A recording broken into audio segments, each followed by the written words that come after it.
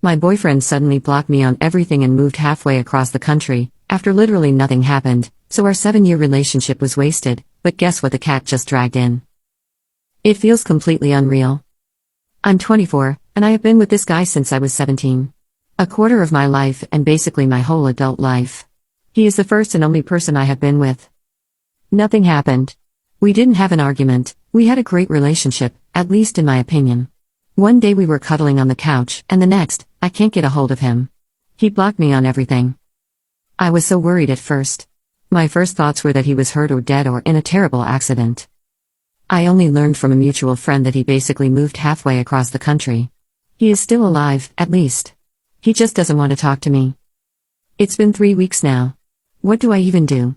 Do I travel after him? I don't even know where to. Do I give him time? I hope I'm not appearing like an overly obsessive girlfriend, but what the heck? 7 years and all for nothing, with no explanation. I need closure, even if it would be, you are ugly, I never loved you. Or I have found somebody else. Anything. Am I expecting too much? I can't just discard 7 years like a used yogurt cup. Maybe I did something wrong, but I don't know what it could be without him telling me. I didn't cheat on him. I have always tried to be kind and caring. I wasn't a financial burden either. I paid for my own things and paid half of everything.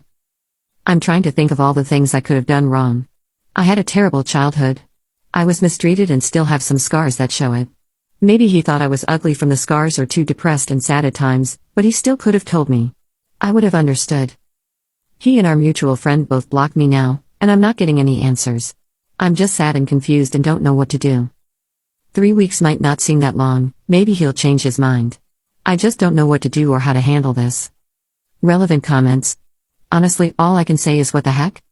My heart hurts for you, but the mutual friend blocking you as well has thrown up something had to have happened, or that's what Hess saying to people vibes. But really, no amount of cyber stalking him or friends is going to fix this. No amount of begging or all of the things you want to do. If he wanted to give you closure he would have. And he sucks beyond words for not giving you that. If all was well, the more you chase answers the crazier you will feel and look, even though you absolutely deserve those answers.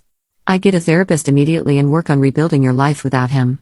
This will do some damage for sure, so I'm serious about therapy. At this point it feels like no amount of therapy will make me feel okay. It's probably the best advice, but I'm currently in a staring at the wall and just asking myself why phase. I still have my cat to keep me company. She and her butthole in my face are some emotional support at least. I love her, she's the best. It has only been 3 weeks. Maybe things will somehow be okay and he'll come back or decides to talk to me. Something must have happened.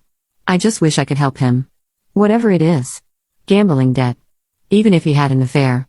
I just wish I could talk to him. Update 1. Over 4 weeks later, he contacted me again, and we agreed to talk face to face at our place. I'll have to disappoint everyone from the start, no movie-worthy Yakuza or Mafia story.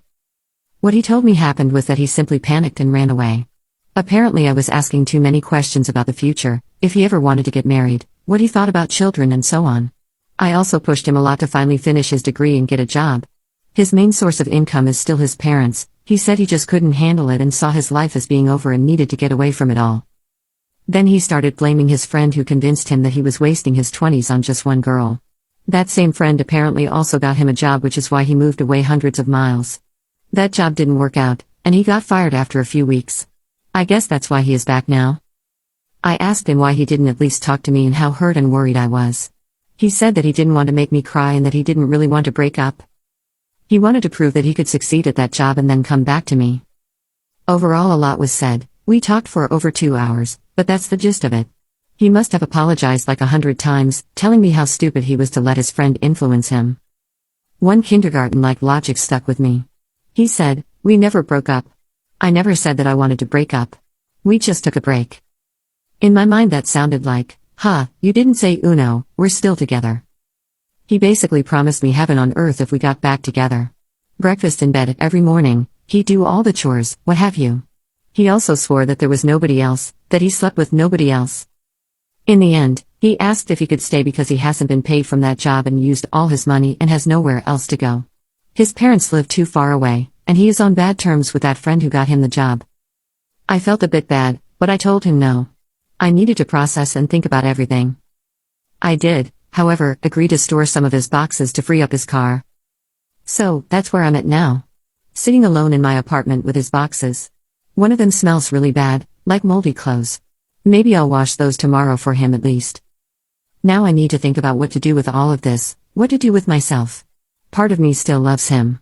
We had so many great moments together before that. He helped me through a lot. He helped me get away from my abusive mother and stepfather. He is the man I wanted to marry, maybe have children with. This is only my side of the story, too. I don't know everything he has to go through mentally. I can understand panicking. I don't know. I went no contact with my mother and stepfather and don't have a lot of friends because I'm a bit shy and not that outgoing. I don't have a lot of people to talk to about this. So I have appreciated all your help, guys. Update 2. I thought about everything and won't be getting back together with him. The most important argument for me was, what if it happens again? 10 years from now, after we're married or had children? I wouldn't be able to handle it. And I still don't trust him with everything he said happened, or didn't happen, while he was away.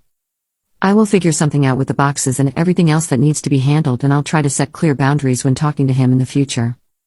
He isn't all horrible despite how he acted. He saved me from my stepfather and was there for me in the years after. I owe a lot to him, but I think that also made me accept things and behaviors I shouldn't have. Even before he left.